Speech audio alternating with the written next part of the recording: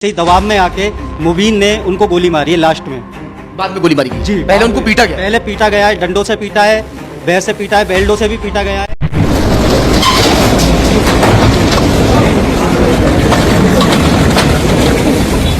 सारे जने आए, पापा में हथौड़े बजाए, यहीं से उठा के सिर में, वो बिल्कुल खून में लथपथ हो गए। फिर उन्हें ऊपर खींच के ले गए, फिर वहाँ पे उन्हें गोली मारी।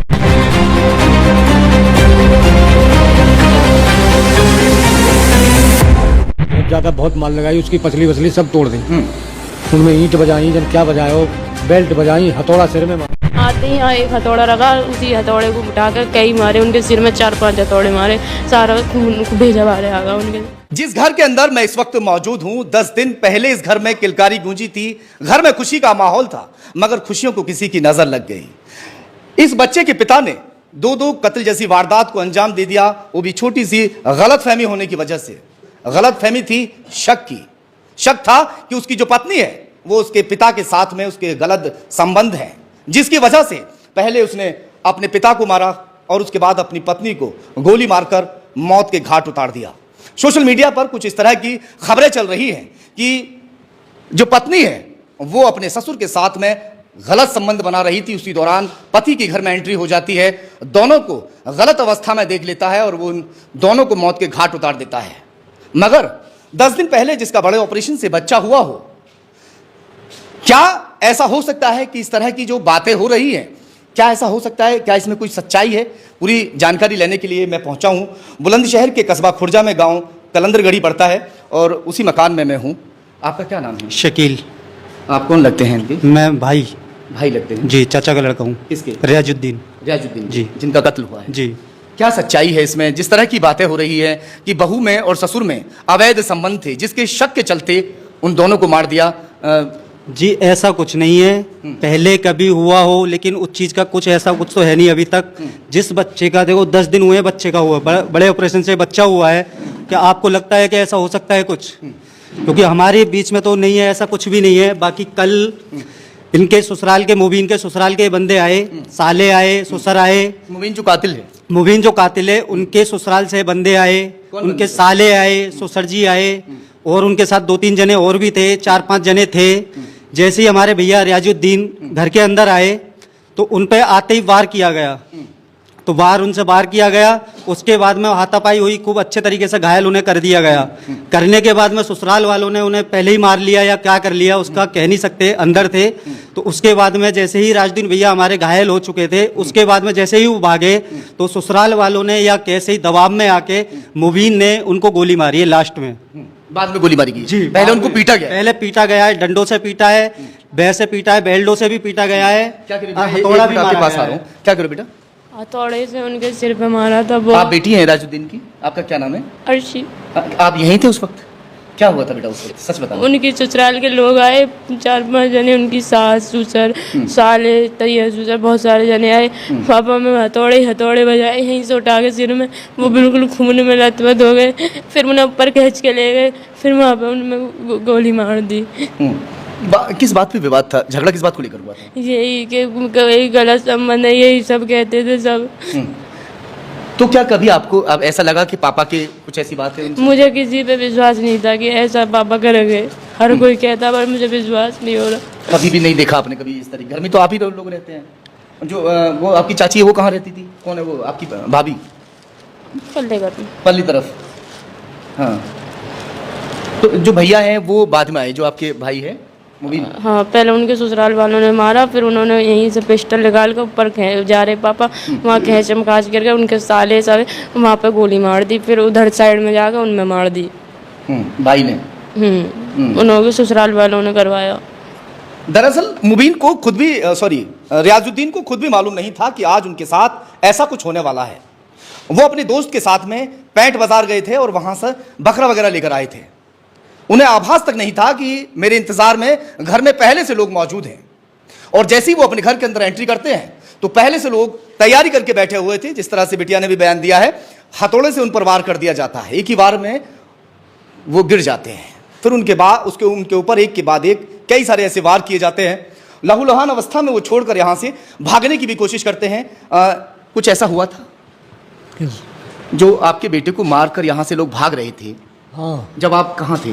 मैं जंगल से यहाँ से आया हूँ। हाँ, मैं यहाँ आया हूँ और एकदम किसी ने कही है कि बाबा आ गए, एकदम किवाड़ खोल के वो गाड़ी स्टार्ट करके और हम बैठ के वो साहब चले गए और यहाँ तक खूनन में कपड़ा है रहे इन सबके? बुढ़े के।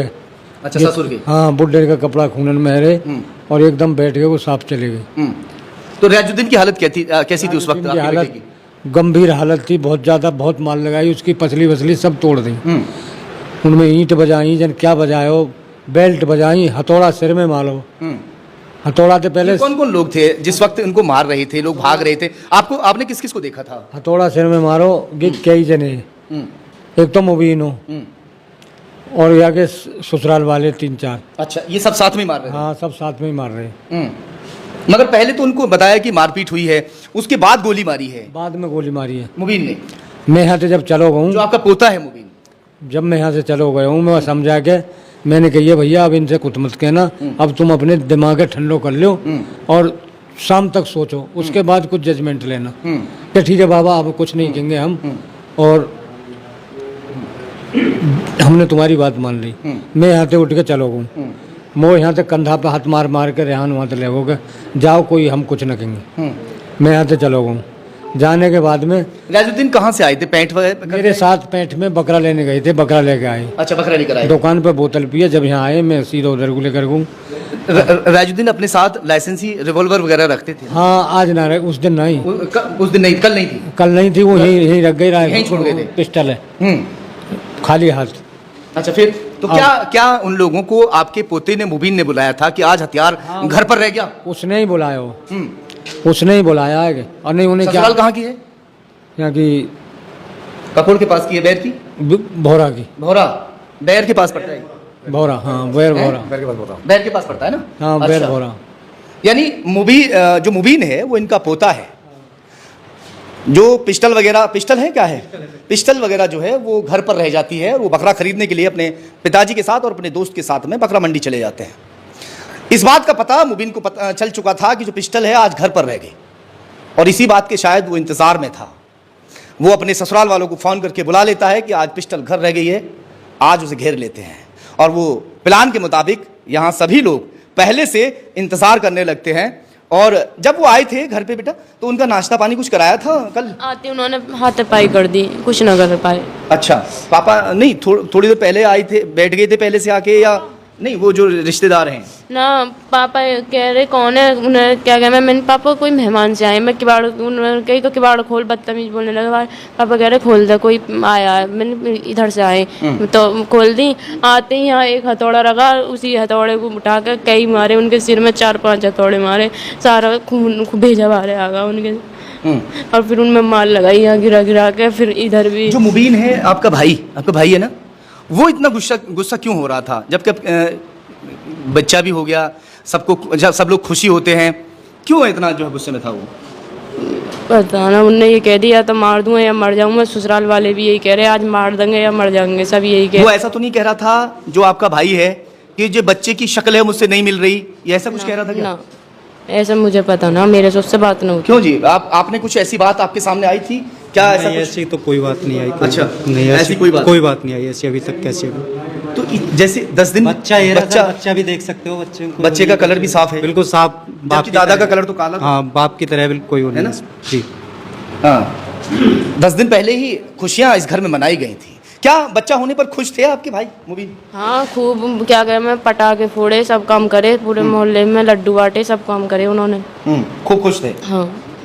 आते ये अचानक क्या हुआ था? कुछ मतलब कहन सुनन हुई थी या कुछ देखा था आपस में, इन दोनों का आपस में है? पता ना क्या देखा क्या ना, उनके ससुराल वाले आए, उन्होंने हमला कर दिया, बस एकदम कर दिया उन्होंने जो करना। वो तो खुर्जा गए पेट में, हमें तो पता भी नहीं, मैं तो सो के उठी। आपके सामने मारपीट हुई सब? ये सब? हाँ, मेरे सामने हुआ सब कुछ, गोली भी मेरे सामने चलाई और मारा भी मेरे सामने ही है। कितनी गोली मारी थी आपके पापा को? पहली खाली गई, दूसरी भेजे में गई। ये जो आए थे उनमें से कौन कौन लोग थे, कुछ नाम मालूम है आप? हाँ, नदीम, और उनके पापा का नाम खलील है, और उनकी अम्मी का नाम सहनाज है, एक शकील चचा उनके, और एक सब चिपट रहे थे? हाँ, सब चिपट रहे। बाहर भी चले गए खून से और लथपथ। हथौड़ा किसने चलाया था? पहले नदीम ने मारा था, फिर उसकी सास ने भी बैटरी मारी थी, पुलिस ले गई, वो लोहे की बैटरी थी। फिर हथौड़े बजाए उन्होंने आपस में छीन के। आपकी भाभी का क्या नाम है? सना। सना। हाँ, मुबीन को अपने पिता रियाजुद्दीन पर और अपनी पत्नी सना पर शक था कि इन दोनों के आपस में अवैध संबंध हैं। शक तो उसको जरूर था। कुछ दिन पहले एक पंचायत भी हुई थी और उस पंचायत में सारी बातें साफ भी हुई थी। ये तमाम बातें उस वक्त जब पंचायत हुई थी, तो क्या ये लोग किस बात पे पंचायत खत्म हुई थी, क्या फैसला हुआ था? पंचायत के खत्म हुई थी कि गे मर जाए तो तुम मत जाओ, और गे भूखे रहे तुम मत जाओ, और गे भूखे रहे तुम मत जाओ। किसने कहा ऐसा? 4 आदमी ने कही आपस में बिल्कुल कॉन्ट्रैक्ट खत्म करो। अच्छा, बाप बेटे? हाँ, ना उसके घर तुम जाओगे ना के जाएंगे, क्या बिल्कुल न जाए। और इनके कोई हारी हो, बीमारी हो, कुछ भी हो, तुम्हें कोई मतलब ना, कोई मरो या जियो, और गे मरे या जी में तुम्हें कोई मतलब ना। इनकी जो बात ही के हुई, और वहाँ के बाद में ठीक है जी। जो पंचायत बैठी थी किस बात को लेकर बैठी थी? इसी बात को लेकर बैठी कि किसी आपस में बोलचाल मत करो। अब यही बात चली कि ऐसा हुआ वैसा। नहीं, बोलचाल ना करो यानी कि रियाजुद्दीन और सना के बीच में कुछ है? हाँ, यही बात पे हुई।